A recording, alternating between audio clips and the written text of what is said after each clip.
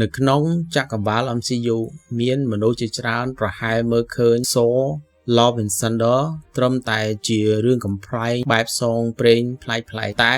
បើអ្នកសង្កេតមើលឲ្យមែនតែនទៅរឿងនេះគឺជាការប្រឈមមុខគ្នារវាងបុរសពីរនាក់ដែលមានវាសនាដូចគ្នាតែ Thor និង Gorr the God Watch ម្នាក់ជាអាទិទេពដែលបាត់បង់អ្វីៗគ្រប់យ៉ាងហើយម្នាក់ទៀតគឺជាមនុស្សដែលបាត់បង់អ្វីៗគ្រប់យ៉ាងដោយសារតែអាទិទេពថ្ងៃនេះយើងនឹងនាំគ្នាមកជជែកគ្នាពីចំណុចដែលគ្រប់គ្នាប្រហែលអាចជាមើលហើយនឹងទៅមើលថាហេតុអ្វីបានជា Gorr មិនមែនគ្រាន់តែជាតួអង្គចិត្តអាក្រក់ធម្មតាហើយហេតុអ្វីបានជា Thor នៅក្នុងវគ្គនេះគឺជា Thor ដែលឈឺចាប់បំផុតដែលយើងមិនធ្លាប់ឃើញនិយាយទៅឈុតដំបូងបំផុតនៃរឿង Love and Thunder វាពិតធ្វើឲ្យយើងចុកឈាមចំនួន Gorr ខ្លាំងមែនតើគិតមើលទៅបរិសម្នាក់ដើរកាត់វាខ្សាច់ដែលគ្មានសូម្បីតែដំណក់ទឹក3កូនស្រីតូចនៅក្នុងដៃហើយអ្វីដែលគាត់មានតែម្យ៉ាងគត់គឺជំនឿថាបើគាត់បួងសួងបើគាត់នៅតែមានសទ្ធាអាទិទេពនឹងជួយគាត់តែចុងក្រោយកូនគាត់ត្រូវស្លាប់នៅក្នុងដៃរបស់គាត់ហើយត្រង់នេះហើយដែលធ្វើ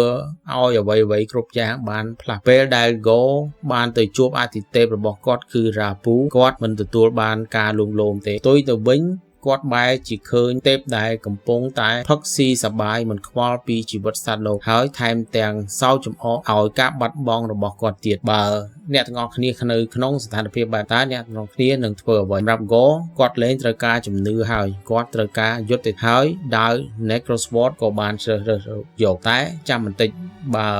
យើងមកមើល Thor វិញអ្នកទាំងអស់គ្នាប្រហែលគិតថា Thor គឺជាអាទិទេពជីវិតរបស់គាត់ច្បាស់ជាស្រួលជាង Gorr តែការពិតទៅគឺអត់ទេបើគិតឲ្យមែនតែនទៅ Thor គឺជាតួអង្គដែលបាត់បង់ច្រើនជាងគេនៅបំផុតនៅក្នុងចក្រវាលរបស់ MCU ដាយក៏ស្លាប់ឪពុកក៏ស្លាប់អូនក៏ស្លាប់ប្រជាជនស្លាប់អស់ពាក់កណ្ដាលស្រុកកំណើតAsgard ត្រូវកំទេចហើយចុងក្រោយសំបីតែ Jane Foster ដែលជាក្តីសង្ឃឹមតែមួយគត់ក៏ត្រូវមហារាជស៊ីរាងកាយរហូតចំណុចដែលយើងគួរឲ្យចាប់អារម្មណ៍បំផុតនោះគឺទាំង Thor និង Gorr សុទ្ធតែដែលផ្លូវដែលបាក់បែកដូចគ្នាតែអ្វីដែលធ្វើឲ្យពួកគេខុសគ្នាគឺរបៀបដែលពួកគេដោះស្រាយការឈឺចាប់នោះ Gorr ជ្រើសរើសយកការសងសឹក Gorr គិតថាបើអាទិទេពមួយអាក្រក់គឺអាទិទេពទាំងអស់សុទ្ធតែអាក្រក់ដូចគ្នាគាត់ចង់លុបបំបាត់រាល់អាទិទេពទាំងអស់ដែលចេញពីចក្រវាលដើម្បីកុំឲ្យមានអ្នកណារងគ្រោះដោយគាត់ទៀតតែអ្នកទាំងអស់គ្នាមានចាប់អារម្មណ៍អត់នៅពេលដែល Gorr កាន់ដាវ Necrosword កាន់តែយូរកាន់តែ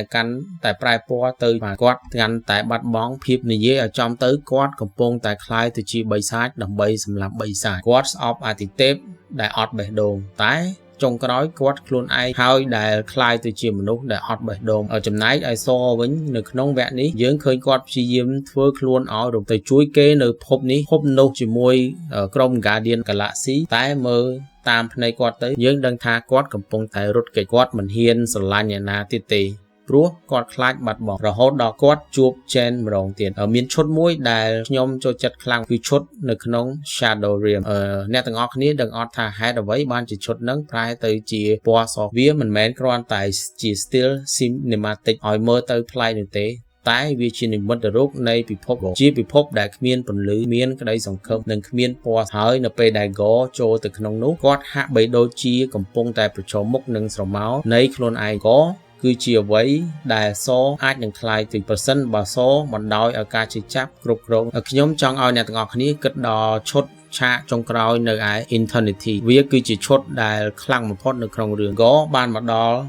គោលដៅហើយគាត់អាចបួងសួងឲ្យអាទិទេពទាំងស្លាប់បានក្នុងមួយប្រព្រឹត្តភ្នែកតែ Thor បែរជាធ្វើរឿងមួយដែលគ្មានអ្នកណាស្មានដល់ Thor មិនបានប្រើកម្លាំងបាយដើម្បីខាត់ Gorr ទេតែ Thor បែរជាសម្រេចចិត្តឈប់ Thor បាននិយាយទៅកាន់ Gorr ថាឯងឈ្នះហើយយើងសូមចំណាយពេលចុងក្រោយជាមួយមនុស្សដែលយើងស្រឡាញ់ប្រសើរជាងពាក្យសម្ដីនឹងហើយដែលបានដាស់សតិ Gorr វាធ្វើឲ្យ Gorr នឹកឃើញថាអ្វីដែលគាត់ចង់បានព្រឹត្តកតតាំងពីដើមមកមិនមែនជាការសម្លាប់អាទិទេពទេគឺកូនស្រីអ្នកទាំងអស់គ្នាដឹងអត់ត្រង់នឹងហើយដែលធ្វើឲ្យខ្សែភាពយន្តចង់ប្រាប់យើងថាអ្វីដែលឈ្នះការស្អប់ខ្ពើមមិនមែនជាការសងសឹកទេគឺក្តីស្រឡាញ់ចុងក្រោយ Gorr មិនបានបួងសួងឲ្យអាទិទេពទាំងស្លាប់ទេតែគាត់បួងសួងឲ្យកូនស្រីរបស់គាត់រស់គាត់បានលះបង់ជីវិតខ្លួនឯងដើម្បីឲ្យឱកាសទី2ដល់កូនស្រីហើយអ្វីដែលរំភើបបំផុតនោះគឺគាត់បានផ្ញើកូនស្រីជាទីស្រឡាញ់របស់គាត់ឲ្យទៅសត្រូវស្លាប់រស់របស់គាត់ជាអ្នកមើលថែនោះគឺThorការបញ្ចប់ប បែបនេះវាធ្វើឲ្យតួអង្គស